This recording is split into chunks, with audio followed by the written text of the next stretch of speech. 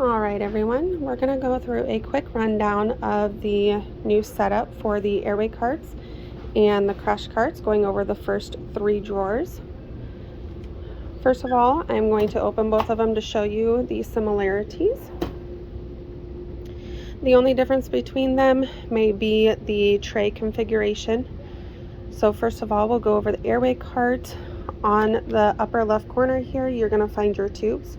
You will have a 7, a 7.5, 2 size 8s, and a size 9. In the center here, you are going to find your lubrication, your curved Kelly clamps, and wire cutters. On the upper right hand side here, you are going to find your airways. You should have your nasopharyngeal and your oral airways in 5 different sizes present. And then along the bottom here, you are going to find your handle. You will have Miller blades size 3 and size 4, and a Mac blade size 3 and size 4. There should only be one of each. You will also have a stylet and a yank hour.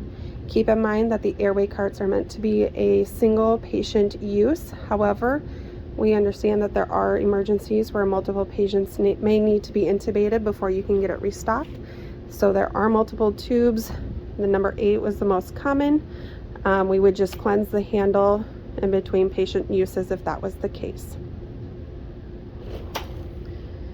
And over here you can see that the tray setup is similar. However, this one only had 3 drawers, but it contains these same supplies. You'd have your oral airways, your tubes, and your intubation supplies, the handle, stylet, yank hour, and blades. Moving on to drawer 2. Once again, these are going to look pretty similar, but due to viewing, I'm going to show you the crash cart one here in a second. But on the left hand side, you can see we have our end tidal CO2 monitoring, and then we have our laryngeal airways in 3 different sizes. In the center here, you're going to have your color metric changer. You're going to have an open suction catheter, and then your PEEP valve is hiding underneath there. On the right hand side, you're going to have your ET TAD holder. Let me see if I can get this over here for you.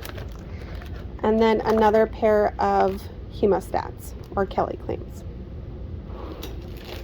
Looking at this side, you can see that they are set up pretty similar. They will have the same supplies. You have your laryngeal airways, your wire cutters, you have an end tidal CO2, an ET tab holder, color metric changer, and a PEEP valve. Up here you can see that there is a bronchoscopy modification valve, which should be located in this drawer 2 underneath in this middle section. Moving on to drawer 3. These are going to be, once again, set up pretty similar. Should be the same trays, but on the Airway cart, we have our syringes in sizes 3, 5, and 10 ml. You have your standard IV catheters in the 18, 20 size, and then our IV extension tubing.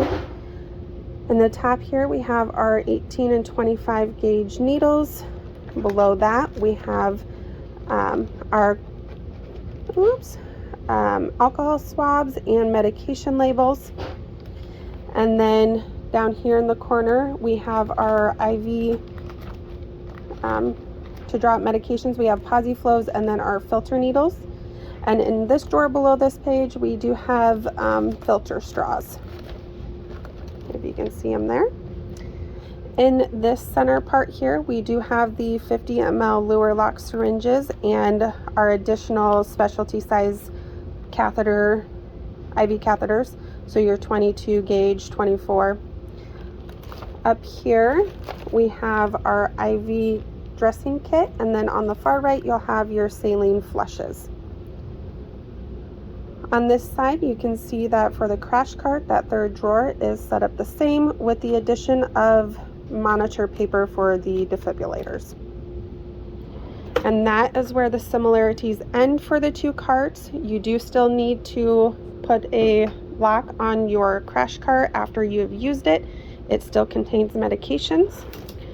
On the Airway cart, our drawer 4 has our trach tray, which is not present in this one, but should be positioned right there. And then you'll have an emergency cric kit. Looking at the side of the cart here, you will find your ET tube exchange guides, and then you will also have a bougie on the side.